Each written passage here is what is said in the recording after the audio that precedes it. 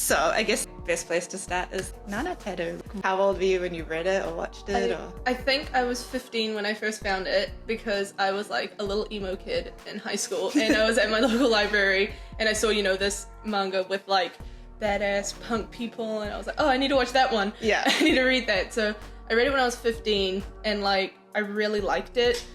But I think a lot of like the more intense stuff flew over my head. Mm-hmm. Yeah. And then, because I'm from up north, when I was moving to Auckland for uni, I was like, oh, that series about the girl that moves into the city. Yeah. So I reread it and it just really like, I don't know, it just impacted me. I think because it was sort of, I hadn't read a comic like that before. Yeah.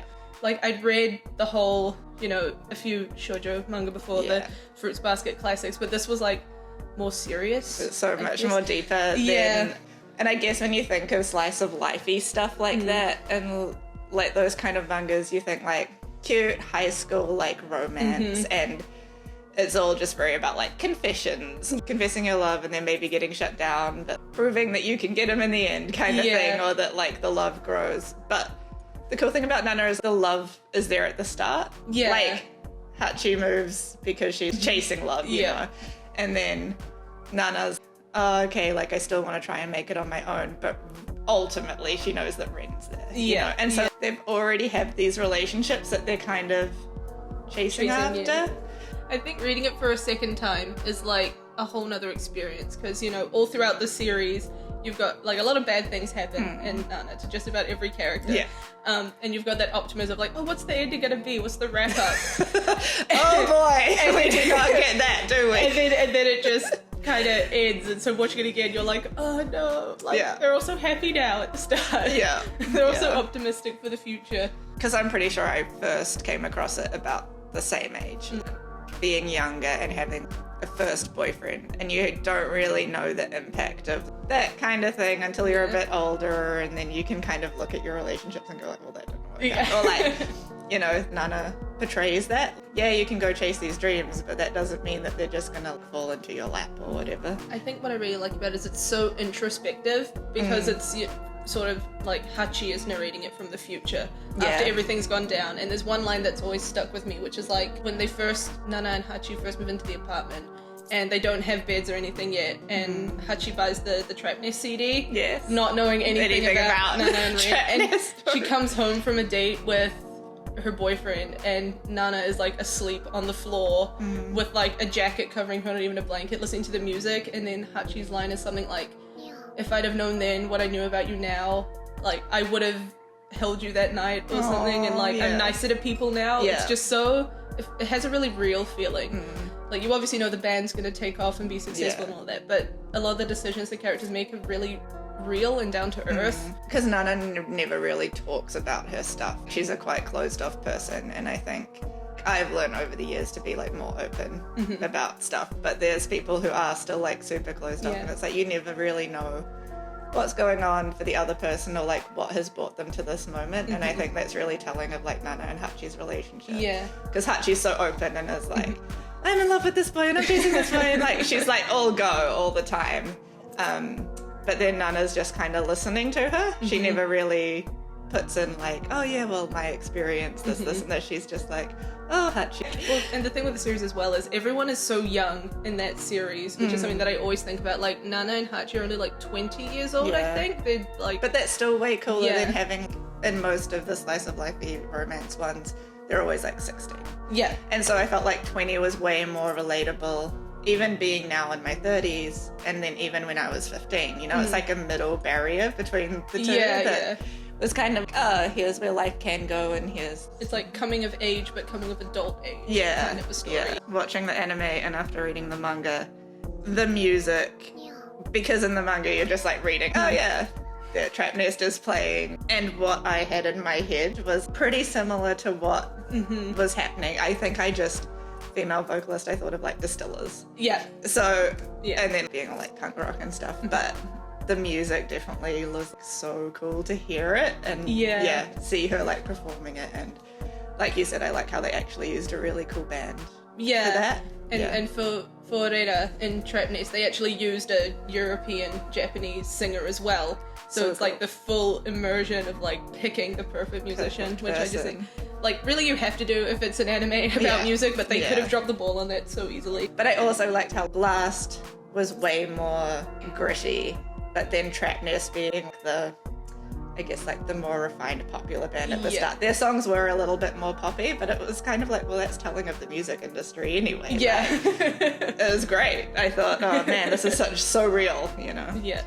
I feel such a connection to so many of the characters. I guess because you learn so much about everyone. You know? Like, there's the whole, obviously, you know, you love Hachi because she's just like classic ditzy girl with big dreams. And it's like, that's probably how you can relate when you're 15. Yeah. And then Nana's the reality of Hachi.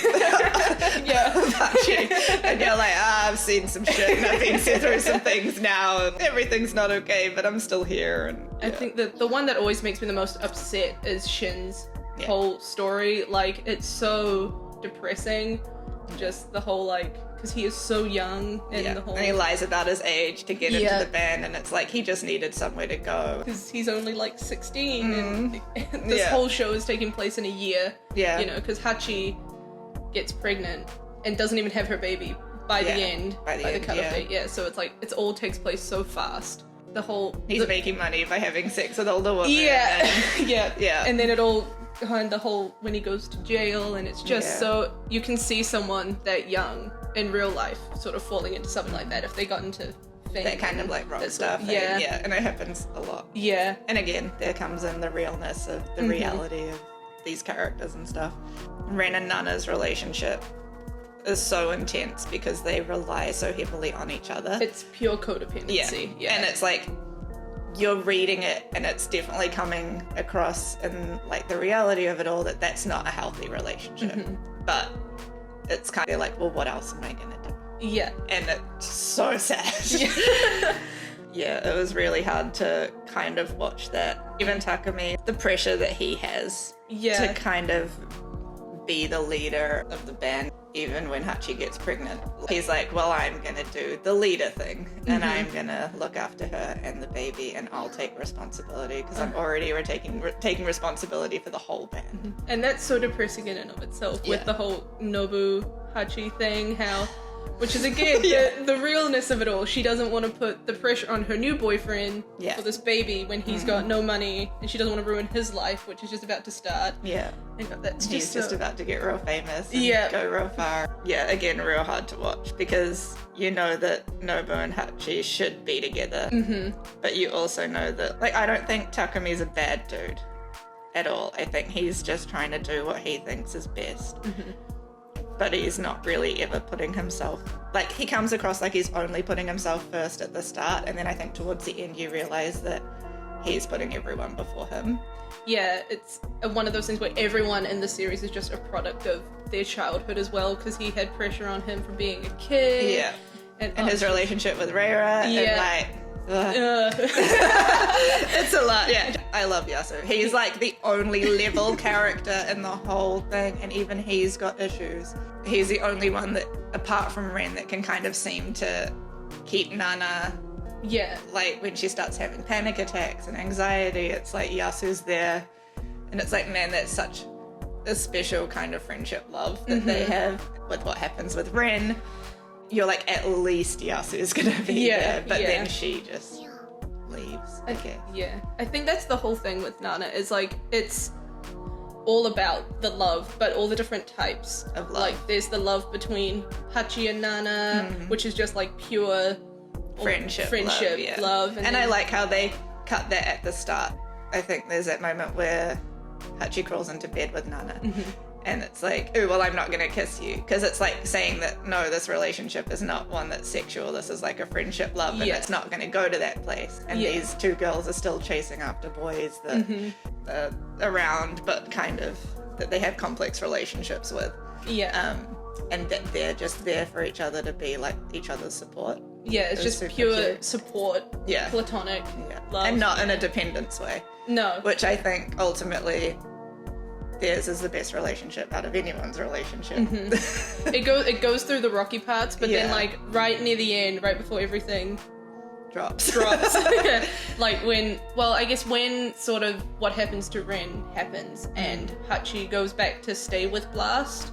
in their little residence place. And the bit that always gets me is when she finds out that Nana has panic attacks, because she didn't know, because they'd been split apart by life, and like it's just them coming together again and trying to like help each other out.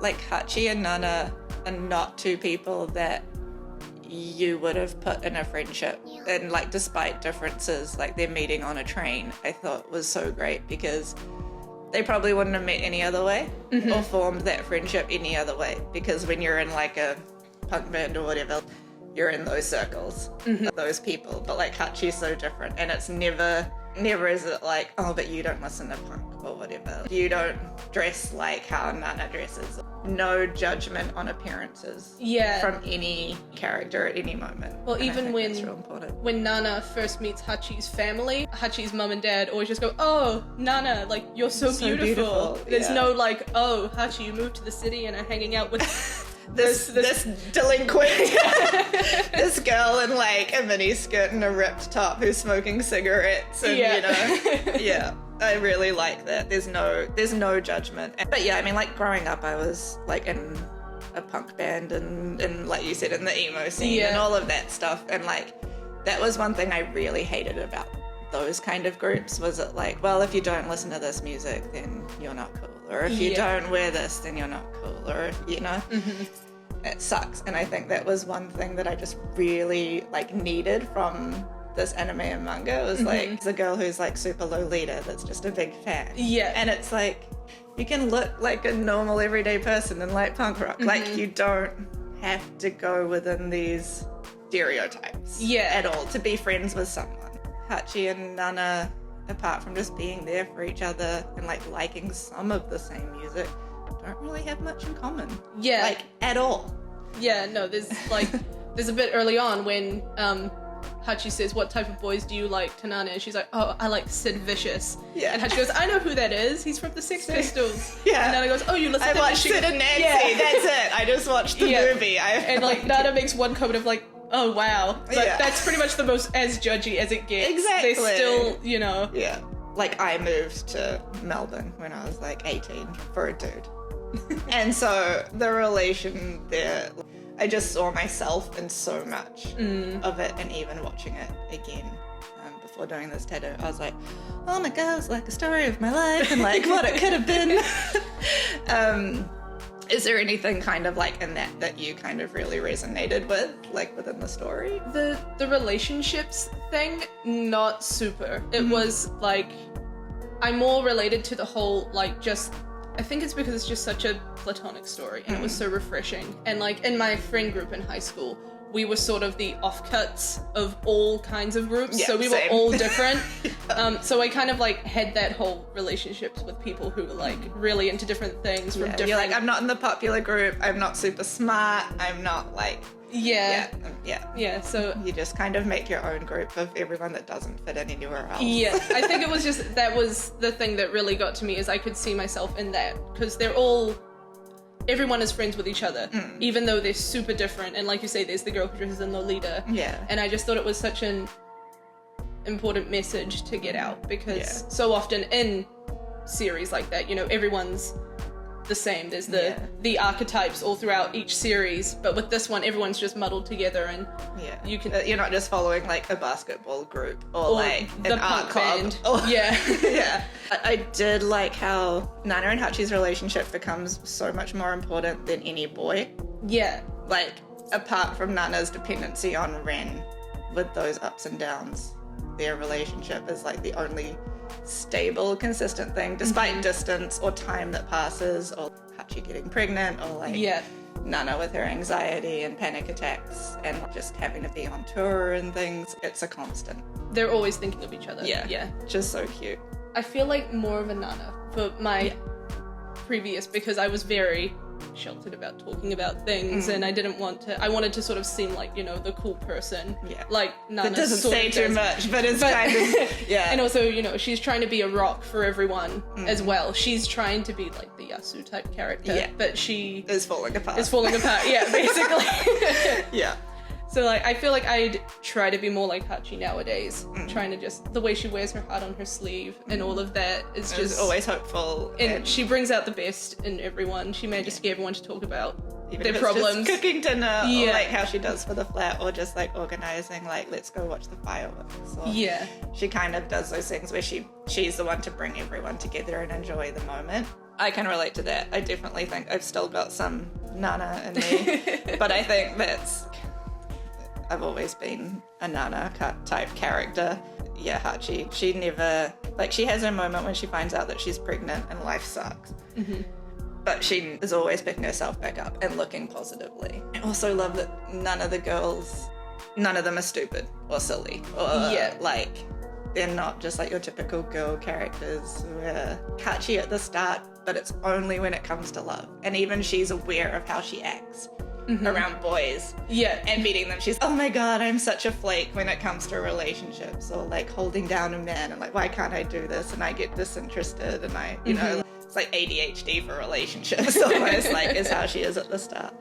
But even then she's super self-aware, and it's not she's naive or an idiot. Like, yes, they're making choices, and some people might say, oh, chasing a boy to another city or country or whatever is stupid, but they're making those decisions and they're well aware of what they're doing. Because even Nana, when she's chasing Ren, is like, well, I'm going to get myself this far and then I'm going to go. Or, there's a lot of like nods to fate and stuff. I think the start of it, I can agree with the fate thing. Like, it's like you were saying earlier, they meet on the train. There's no way these two people could have really met in any other context. But then it becomes their choices that they make later on, I think. Throughout the series, you know, there's so many different hurdles that everyone has to jump over. At the start, everyone getting brought together by fate. Like, even with the band, like with Nobu, how he's really different from everyone else. He's the rich boy. They sort of get brought together, and the whole Nana, perchance seeing Ren on stage at a different band. I think the precursor is all fate, but then later on it's the decisions that they make. Because Yasu could have picked not to go to Tokyo. Like, he could have just stayed and done his lawyer thing, but he was like, no, I'm going to go to where Nana is, she needs me. Whether they're escaping things or doing it for somebody else, like, those are choices that each character has made, and like, I'm sure you could map out 100 different ways that this anime could have gone. Do you know what I mean? Like, if Hachi didn't win those tickets to go to the concert, I think that, like, there's key points that are fate and destiny, like Hachi winning the tickets, but then it's Nana's decision to go with it. If I'm being honest, I think that's probably how life works. It's like, there are destiny moments and fate moments, but your decision to get, like, to go what path is still still up to you. Do you think that Hachi kind of thinks love will solve all her problems? I think that's her mindset, at least earlier on in the series. There's the parts, the Hey Nana bits at the end of each chapter, you know, when she's talking about life and how she realizes later on when she's older that I guess love isn't the be-all, save-all. Like, it's you've got to put effort into things.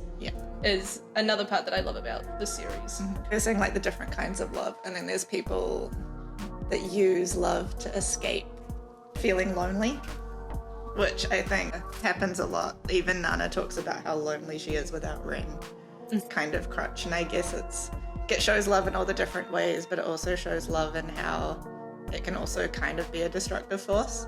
Given the wrong person or your mental state as well. Just like how he's sleeping with girls for money, and then it's, but he just doesn't want to be alone because he's got, like, this whole past that he's trying to run away from by lying about his age. And I think there's an important lesson in that, where it's like, you can't fill that hole in yourself with somebody else. It's such a, everyone has to come into their own. And it's something that happens throughout a lot of the series as well. Like, there's this scene at Shin's birthday party at the, like, big mansion, and I think that scene is so impactful because no one's happy in that scene, and you see everyone's inner thoughts of, like, Shin being like, oh, well, Hachi's here, so I have to be happy for her, and Hachi going, oh, I can't look sad in front of Nobu because that'll make him sad, and it's just one of those scenes where everyone's trying to hold everything in, and it's at that point where the band's starting to get big, so they don't want extra stress, and that's when everything sort of starts going downhill more. When really they just need to sit in a room and go, like, this is how I feel. But nobody's going to do that because we're all too proud of people to do that, right? With you know, being stable with Takumi in the future, her goal becomes finding Nana again. Yeah. Like, you can see that throughout in all of the little time skips to the future. Do you reckon Nana just leaves to go fill that hole with herself? Well, because I think the last chapter, she's finally starting to get better after Nobu's new girlfriend comes in and sort of drops the whole, oh, yay, you're fine now, so you can stop, like, putting pressure on a heavily pregnant woman and she can go home, haha, because I hate her, basically. Yeah. And there's that moment where you see something switch in Nana, so I think it's, in her mind, I think she runs away because she's like, oh, I'm just relying on people again. Yeah, and she needs to go away from everyone to fix herself. To be fully independent. Yeah. With no one, because she realizes, you know, oh, I was relying on Ren, and then I was relying on Yasu, and now I'm relying on Hachi. Yeah, and then she even relies on Nobu and Shin for her anxiety and her panic attacks. So she's got every member for something. Yeah. That's a fault in herself. Mm-hmm. Yeah. It can be seen as running away once the whole thing with Ren happens. But yeah, she's like not running away just because she can't handle anything. She's running away to overcome the thing and to get better. Yeah, it's because initially when she moved to Tokyo, she was like, it's to be independent. I'm going on my own. But then with everyone following her, she fell back into needing to rely on people. Yeah. And then when she got reunited with Ren, that all just plummeted. And yeah. Do you think that Nana gets a little possessive at times? I think so. I think that's a theme that gets covered quite a lot. Like when possessiveness also shows up a lot in that series. Yeah. Like when, you know, Hachi sort of starts, I guess, moving away from when she moves in with Takumi and stuff, and when she gets closer to Takumi, and there's the moment with the glass, breaking the strawberry glass when they have the argument, because, you know, that's sort of, again, it's a codependency thing. Yeah. If you break one glass, you got to break the other. Yeah. Even down to like the lock on Ren's neck. They talk about that, and it's like, if you're not going to be with Ren, you need to take that lock off his neck. Yeah. And it's not just a Sid Vicious thing. This is like a connection with the other person, and that's your power around them forever. And even with Reira, Takumi with Reira. Yeah. And it's like, that's a different kind of love as well. Like Takumi's love with Hachi versus Takumi's love with Reira. Yeah. It's just a whole bunch of webs. Yeah, so many webs. I did feel like there was a point everyone is trying to do what's best for Hachi because Hachi doesn't know what's best for her. Yeah. Which I guess, again, is like that hole in that, you know, you're just like, you lost your way and you're just like, oh my god, but you don't think about how that could then affect other people around you. Yeah. And I think there's like a moment, but they're literally, it's almost like it's cutting to people all thinking about Hachi. That was one of the moments where I was like, oh my god, even if you don't say anything, people will pick up on vibes and they'll worry about you. Like, that's real friendship. Yeah. I think another thing with that series that's done so well, just with the artwork, is the subtleties in the faces. There's those moments where people don't say anything and they're just sitting together, but the way Ayazawa can just draw those subtle emotions, like the change in someone's eyes. Yeah. Or even just something that's like staring out a window. Yeah. And there's like the two people staring out the window together and you know they're sharing a moment, but it doesn't have to be said. Yeah. Nothing had to be said in that moment. It was just two people together. Yeah, that's friendship. When you can just sit with someone and like nothing has to be said. You can just enjoy someone's company. I think it's such an understated anime and manga. I think everyone can learn something from it, especially in regards to like love and friendship and stuff. And I honestly don't think there's been, well, I haven't come across another manga or anime that's like it. I think it's not afraid to say the difficult things that are really real and happen in a lot of people's lives. Yeah. It's not afraid to go into that sort of territory and make it normal. Yeah. Talk about like drugs, alcohol, like anxiety, depression, like dependence, like there's so much in it that's like dark, but then also there's so many happy times and you're kind of like thriving in those happy moments with them in a way. By reading it and watching it, it's a very personal like journey of self-discovery within yourself as well, which not many manga and anime can do. Like, to pull that off and kind of find yourself within these characters and this friend group, and you almost feel like you're part of it. Yeah, you're watching them through the lens of like another friend. You feel like you're in the room. Yeah.